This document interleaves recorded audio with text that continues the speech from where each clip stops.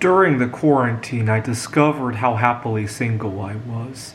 And I've always been happy about being single. There was something that wasn't right, and I never quite figured it out. But during the quarantine, it dawned on me why I always wanted to look for somebody. It had nothing to do with myself. It was how I got treated by society from being single. That was the only drawback, really. During the quarantine, it didn't quite apply nearly as much, and so I really enjoyed being single. Now, recently, I had to unfortunately start dating again because I want to meet somebody with a foreign citizenship and marry her and leave the country. I haven't really given much thought the exact country that I want to go to, but the events last week and also the drug that they're trying to push on us, I really want to escape those two things, among other problems here in the United States. And it dawned on me part of the reason why we have so much discrimination here in the United States, right? Aside from me saying single lives matter, there's been a lot of people saying something and then lives matter, right? There are quite a few other things that go in there besides the obvious ones, right? And it made me think about that, and I came up with two things that happen in the United States that are not so true in the rest of the world. I'll let you pause the video to think about two policies we have. Well, not really policies. One of them is a policy. The other is more of a cultural thing that we have in the United States that we don't have when you travel overseas. Now, the first one is cultural, and this one got worse during the pandemic, and that's our culture of tipping.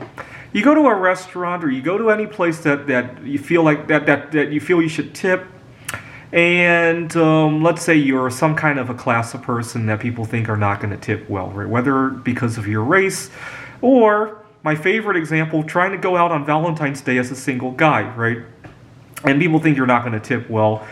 They put low priority to your table. They might not outright sabotage your table, but just get a lower priority because they want to be at the other tables making money, or at least that's what they think, right?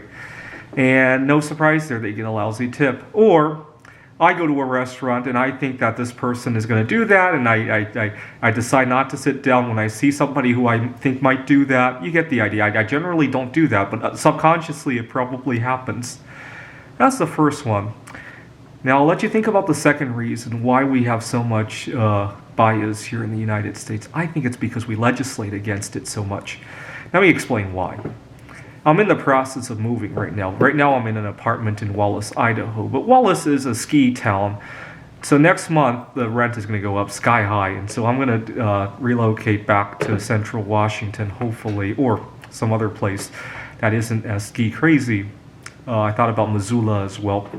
Now I was looking at some room share kind of arrangements, and a bunch of them say, well, this is unfortunate for me, but it's common to in room share to discriminate against men, right? A lot of them are female only, but it's very blatant, right? People outright say female only because it's allowed, right? It's one of the few cases where they're allowed to do that, which makes it easier to have a dialogue, right? Imagine if they weren't allowed to say female only, and all I got was, no, the room's taken, and there's no dialogue back and forth, right? I could explain my background, they could listen to it and see if it still works. I mean, most of the time I don't hear back from them, but it opens the possibility of that, right?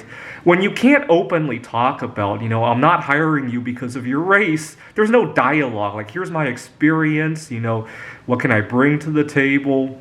And in other countries where racism is not so legislated against, it happens. But people get to open up about why they would lose out if they were racist against you, right? Unfortunately, with the singles, even though there might not be legislation against discrimination of singles, it kind of feels like there is. A lot of people behave like there is, so there's no dialogue either there, right? That's why I want to raise some awareness on that and what I can bring to the table by being single, right? Thanks for watching.